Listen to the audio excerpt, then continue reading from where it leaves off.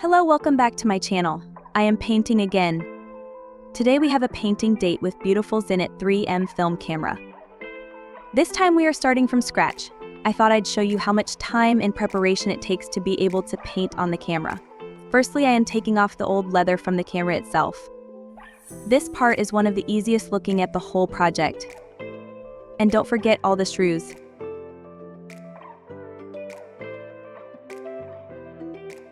Secondly, I am taking off the glue residue. The old glue on the really old cameras is a real pain in the butt. If anyone knows what type of chemical is best to remove the nasty glue residue, please let me know in the comments. I am taping off all silver parts that will not touch with paint. I need it to be protected because I will later spray it with primer and spray paint. I am leaving all the black parts open. I'll explain why in just a second. I also always struggle with the tape that I use. Either it is not sticking enough, or too much and leaves residue, or takes the paint off with itself.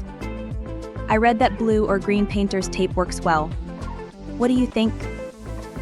Now we can talk about the black parts. Can you see how bad they look? The paint is scratched, it's coming off in some places. Just looks bad. With a fresh custom painting, this will look just off. So I am sanding and painting it all. Okay, don't worry, I am not making a mistake. I am covering the black parts now because I will paint them later. Primer, done. Fresh spray paint, also done. I am scoring around the tape to avoid any imperfections at the edges. I am taking the tape off of the black parts because I will paint them and varnish them together with the artwork. It will give me a more finished and consistent look. Finally, it's painting time. Well, background. Now painting? Nope, I need to do a sketch now. Hold on guys, soon. And it's gonna be a casual story time too. Finally, painting. Today I am painting something different. Yes, birds again, but different ones. Those tiny little creatures are crows, but background does not change, plants. I agree, I have an addiction. Story time. Crows are incredibly intelligent and can solve complex problems.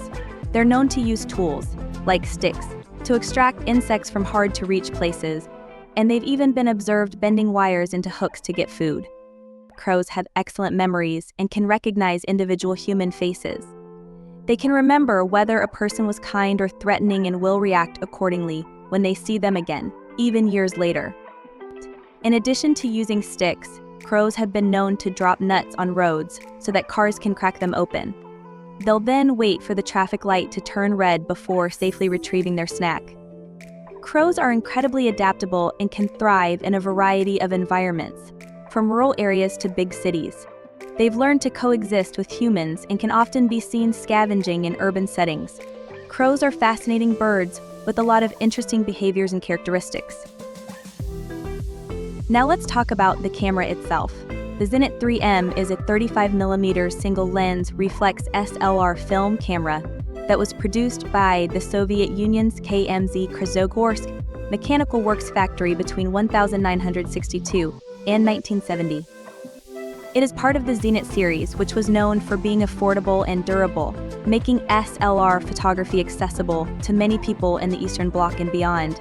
The Zenit 3M was an improved version of the earlier Zenit 3, featuring a more reliable and easier-to-use film advance mechanism.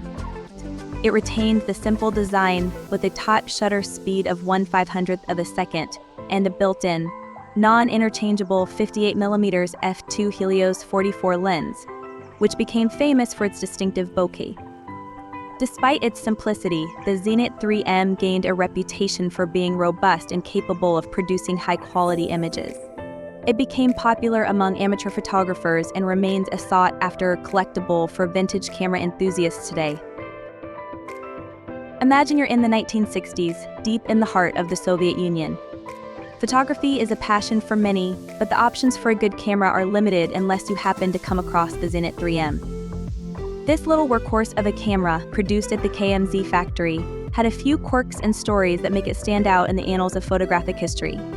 First off, the Zenit 3M was more than just a camera, it was a statement.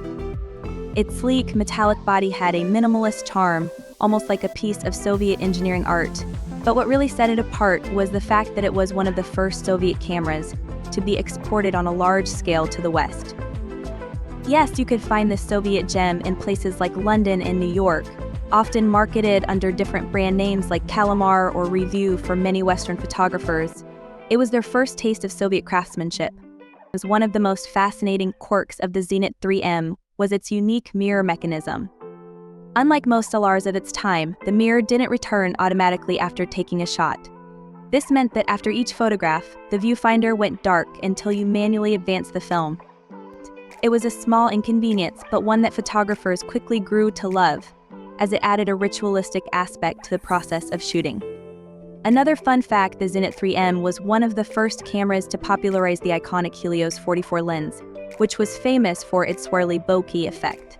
This lens has become a legend in its own right, with modern photographers often adapting it to digital cameras just to achieve that dreamy, swirling background in their portraits. And here's something even more surprising, despite its utilitarian design. The Zenit 3M was often used by Soviet spies during the Cold War. Its small size and durable build made it easy to conceal and reliable under harsh conditions. So when you hold a Zenit 3M, you're not just holding a camera, you're holding a piece of history that might have once captured moments of intrigue and espionage.